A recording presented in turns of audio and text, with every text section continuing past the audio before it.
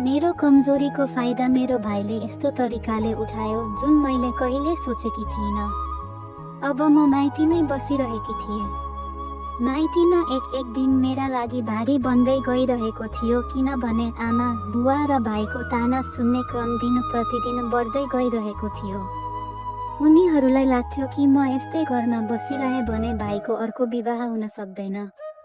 उनीहरू मलाई बारम्बार कतै जान भन्थे। मेरो मजबुरी थियो, त्यसैले म उनीहरूका कुरा सुनिरहन्थेँ, किनभने मैले आफ्नो इच्छाले प्रेम विवाह गरेकी थिएँ र त्यो 1 वर्ष पनि टिक्न सकेन। एक दिन मेरा काकाको छोरा मोहनको फोन आयो। मोहनले मलाई आफ्नो घर बोलायो। उसलाई पनि थाहा थियो कि उसका मामा माइजूको स्वभाव कति क्रूर छ। उसले भन्यो, दिदी हाम्रो घर आऊ, यहाँ तिमीलाई शान्ति मिल्छ। मैले आफ्नो वैवाहिक जीवन बचाउन धेरै कोसिस गरेकी थिएँ, तर मेरा श्रीमान कानका कच्चा थिए। उनको परिवारले उनको दिमागमा मेरा बारेमा गलत कुराहरू भरेका थिए। ती कुरा सुनेर उनले मलाई सम्बन्ध विच्छेद दिए। मेरो विवाह 25 वर्षको उमेरमा भएको थियो र 26 वर्षको उमेरमा सम्बन्ध विच्छेद पनि भयो। जे होस्, म ती सबै कुरालाई बारम्बार सम्झन चाहन्नथे। त्यसैले जब मोहनले फोन गरेर आफ्नो घर बोलायो, त्यही रात मैले निर्णय गरेँ कि अब म माइतीमा बस्दिनँ। त्यसैले मैले आफ्नो सामान बाँधेर तुरुन्तै बस चढेर उसको घर जान निस्किएँ। वैसे पनि आमा बुवाले मलाई गर्न चाहँदैनथे। केही दिनमा मेरो मन बदलिन्छ भनेर सोचेर म मोहनको घर गएँ। मोहनको विवाह भइसकेको थियो। उसकी पत्नीको नाम प्रिया थियो। विगत 6 वर्षदेखि उनीहरू दुवै पति पत्नी सहरमा बस्दै थिए। उनीहरूको सुखी संसार थियो, तर विवाहको 6 वर्षपछि पनि उनीहरूका सन्तान भएका थिएनन्। जससँग म बाल्यकालमा खेल्थेँ, जसलाई म भाइ भन्थेँ, उसैसँग एक रात यस्तो पनि आउनेवाला थियो कि म उसको ओछ्यानमा हुनेवाली थिएँ। यो विचार मैले सपनामा पनि सोचेकी थिइनँ। मोहन र उसकी पत्नीले मेरा लागि धेरै खुसीसाथ स्वागत गरेका थिए। जस्तो तिरस्कार मलाई आफ्नै परिवारबाट प्राप्त भएको थियो, त्यस्तो तिरस्कार मोहनको घरमा मलाई पटक्कै मिलेन। त्यहाँ त भाउजूले मेरो धेरै ख्याल राख्थिन्। मलाई के चाहिन्छ के चाहिँदैन उनी हेर्थिन् र सुन्थिन्। त्यो खुसीको वातावरणमा बस्न मलाई पनि राम्रो लागिरहेको थियो। हेर्दा हेर्दै मोहनको घर आएको मलाई 5 दिन भइसकेको थियो। यी 5 दिनमा मैले ती दुवै पति पत्नी बीच एकपटक पनि झगडा भएको देखिनँ। तर अब मेरो कारणले उनीहरूको घरमा झगडा नहोस् भनेर मैले मोहनसँग भने, अब म आफ्नो घर जानुपर्छ। सायद मेरो कारणले तिमीहरूलाई पनि समय नमिलिरहेको होला। यसमा मोहनले भन्यो, अब समय मिल्ने कुरा के छ? हाम्रो विवाहलाई 6 वर्ष भइसक्यो। मोहनले मलाई केही दिन आफ्नो घर बस्न आग्रह गर्यो। मैले उसको आग्रहलाई अस्वीकार गर्न सकिनँ। त्यस दिन राति अचानक मलाई कसैको आवाज सुनियो। मेरो कोठा मोहनको कोठाको छेउमै थियो। कोठाबाट बाहिर निस्कदा मोहन भाइको कोठाबाट आवाजहरू आउन थाले। ती अनौठा आवाजहरू सायद भाउजूकै थिए। रातको समयमा भाउजूको यस्तो आवाज किन आइरहेको थियो, यो म राम्ररी बुझिरहेकी थिएँ, किनभने एक समय म पनि विवाहित थिएँ। ती आवाज सुनेर अचानक मलाई मेरो श्रीमानको याद आउन थाल्यो। मेरो मनमा अनिश्चित भावनाहरू जाग्न थाले। त्यसपछि म आफ्नो कोठामा गएँ र कानमा कपासको टुक्रा हालेर सुतेँ ताकि त्यो आवाज नसुनियोस् र मेरो आँखा अगाडि अनावश्यक दृश्यहरू नआउन्। भोलिपल्ट भाइको घरमा भाउजूकी माइजू आउनु भएको थियो। भाउजूकी माइजूले कुराकानीको क्रममा भन्नुभयो, प्रिया, तिमीले हामीलाई कहिले हजुरआमा बनाउँछौ? तिम्रो खुसीको खबर कहिले सुन्न पाइन्छ? माइजूको प्रश्न सुनेर प्रियाको अनुहार मलिन देखियो। तब मोहन भाइले भन्यो, हाम्रो परिवार नियोजनको योजना छ, तर अहिलेसम्म हामीले त्यसबारे सोचेका छैनौँ। प्रिया भाउजूकी माइजू त्यहाँबाट गएपछि प्रिया भाउजू मुख लटपटाएर आफ्नो कोठामा गइन्। प्रियालाई माइजूको प्रश्नले यति नराम्रो किन लाग्यो, यो मलाई बुझ्न गाह्रो भयो। प्रिया मलाई धेरै उदास देखिन्थिन्। त्यसैले म उनको पछि कोठामा गएँ। त्यहाँ मैले उनलाई रोइरहेको देखेँ। प्रिया रोइरहेकी देखेर मैले भने, प्रिया, के तिमी आफ्नी माइजूको प्रश्नको कारण रोइरहेकी छौ? यसमा रुनुको के कुरा छ? मोहनले त उनीहरूलाई मलाई भनिसक्यो कि तिमीहरूको परिवार नियोजन छ र तिमीहरू त्यही अनुसार चलिरहेका छौ। यसमा नराम्रो मान्नु र रुनुको कुनै कुरा छैन। अब तिमी सहरमा बस्छौ, तिम्रा विचार पनि उच्च होलान्। सहरमा बस्ने मानिसहरू हरेक कुरा सोचेर गर्छन् र आजकाल सन्तान जन्माउन त्यति सजिलो छैन। खर्च पनि धेरै बढेको छ। म बोलिरहेकी थिएँ कि अचानक प्रियाले मेरो काँधमा टाउको राखेर ठुलो स्वरमा रुन थालिन्। मैले उनको आँसु पोछिदिएँ र उनलाई भरोसा दिलाउँदै सोधेँ, प्रिया भाउजू, मलाई तिम्रो रुनुको कारण अरू नै लागिरहेको छ।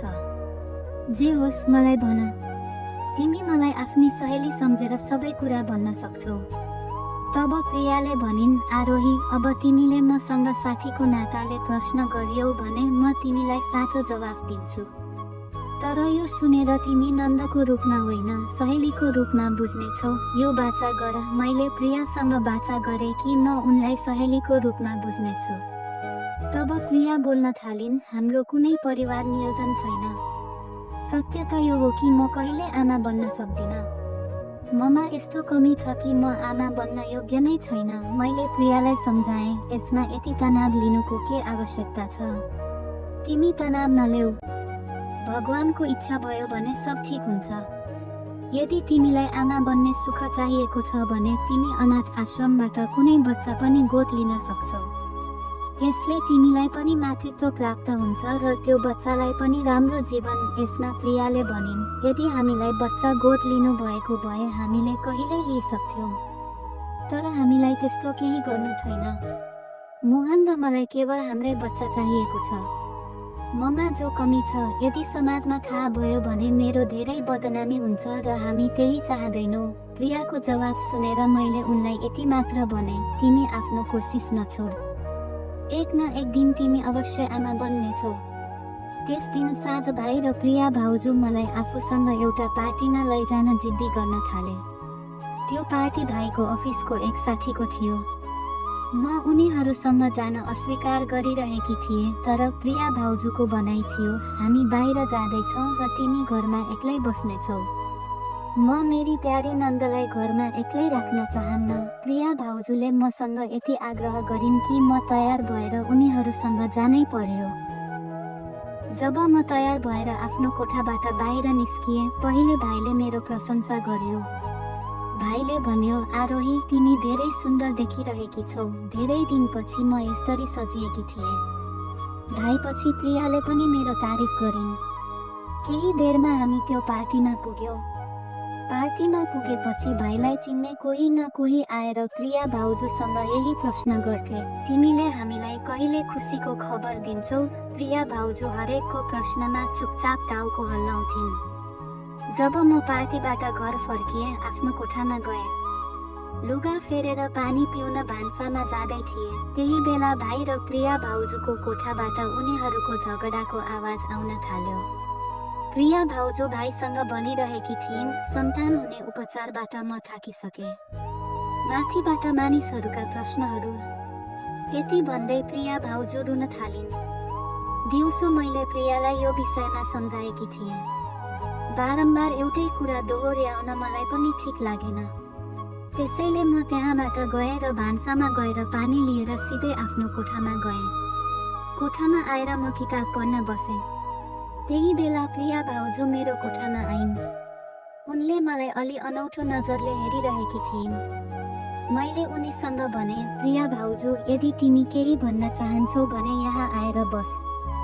वैसे पनि म अहिले 1 घन्टासम्म सुत्ने छैन। म तिमीसँग कुरा गर्न तयार छु। त्यसपछि उनी मेरो नजिक आएर बसिन्। हामी पार्टीबाट घर आएको 2 घन्टा भइसकेको थियो, तर प्रियाले अहिलेसम्म आफ्ना लुगा फेरेका थिएनन्।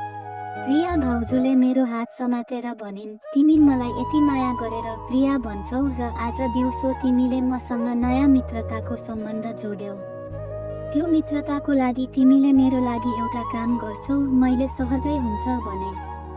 तब उनी बोलिन्, अहिले राम्ररी सोच र मसँग बाचा गर कि तिमीले मलाई इन्कार गर्दैनौ। उनी मसँग के मान्न गइरहेकी थिइन् यो मलाई थाहा थिएन। या त उनी मलाई किनमेल गर्न बोलाउँछिन् वा आफ्ना केही समस्या मसँग साझा गर्छिन् भन्ने सोचेर मैले तुरुन्तै प्रिया भाउजूसँग बाचा गरेँ। मैले भने, भाउजू तिमीले जे भन्छौ म गर्न तयार छु। तब प्रिया भाउजू बोलिन्, आरोही मलाई आमा बन्नु छ।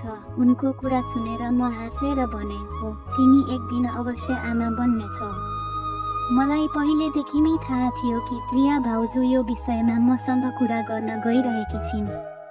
म केही बोल्न लाग्दा प्रिया भाउजूले भनिन्, आरोही पहिले मेरो पुरा कुरा सुन।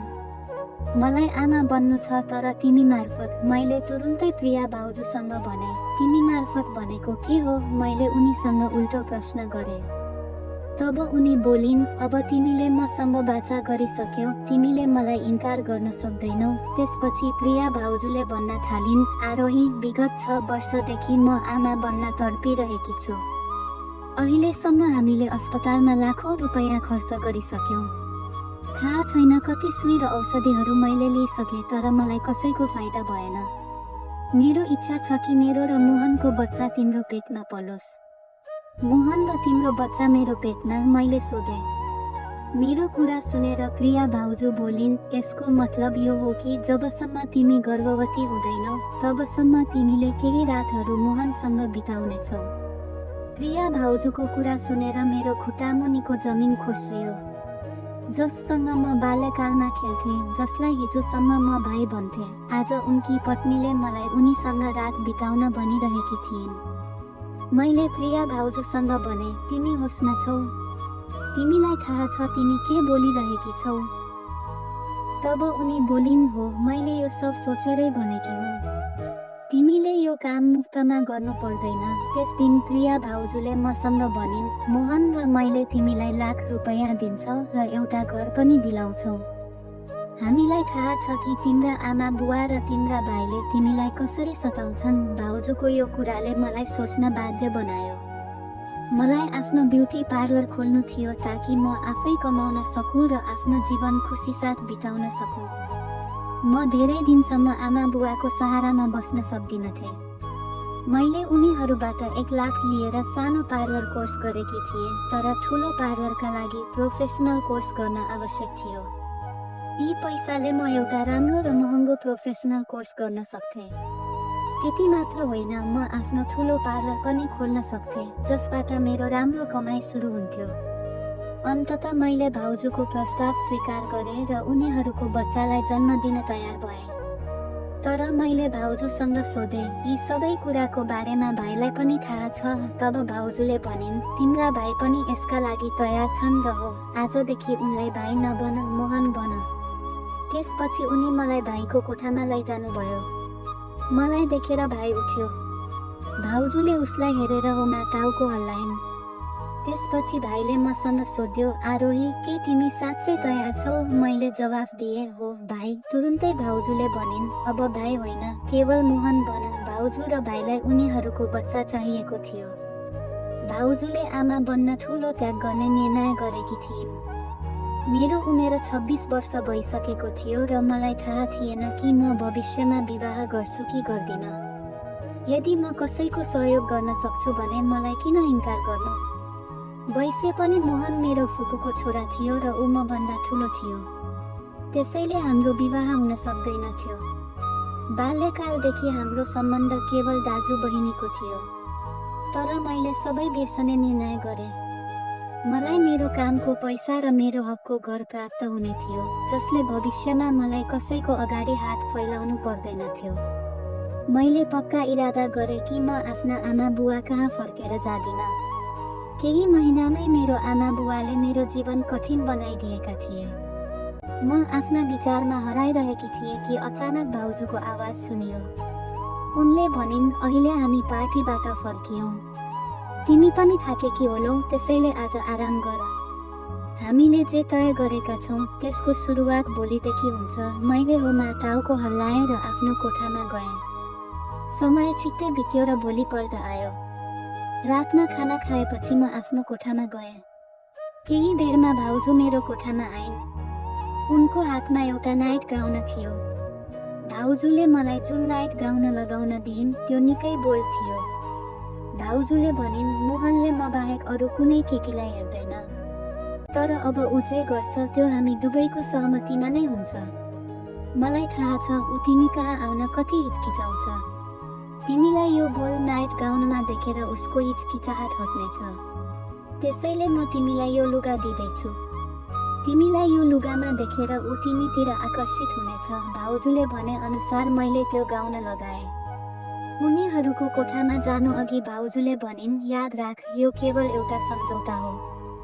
यो सम्झौता बाहेक अरू कुनै विचार मनमा नल्याउनु। त्यति बेला म केवल आफ्नो भविष्यको बारेमा सोचेर मोहन कहाँ जाँदै थिएँ।